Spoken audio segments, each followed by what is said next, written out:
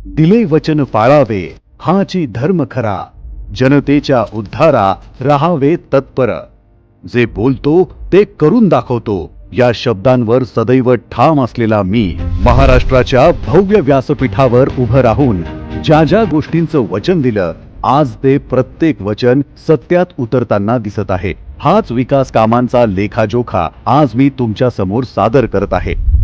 महिला सशक्तीकरण अभियानाअंतर्गत माझी लाडकी बहीण योजना, अन्नपूर्णा योजना, लखपती दीदी योजना, लेक लाडकी योजना, प्रधानमंत्री मुद्रा योजना, महिला समृद्धी कर्ज योजना, बळीराजा मोफत वीज योजनेअंतर्गत महिला शेतकऱ्यांना 0-20 बिल प्रमाणपत्र, मुलींना संपूर्ण उच्च शिक्षण मोफत, एसटी प्रवासात महिलांना 50% सूट, शासकीय कागदपत्रांवर आईचे नाव, तसेच महाराष्ट्रातील महिला बचत गटांची निर्मिती या आणि यासारख्या महिलांच्या सर्वांगीण विकासाला चालना देणाऱ्या अनेक योजनांची यशस्वी अंमलबजावणी करून मी आपणा सर्वांना दिलेला शब्द खरा करून दाखवला आहे।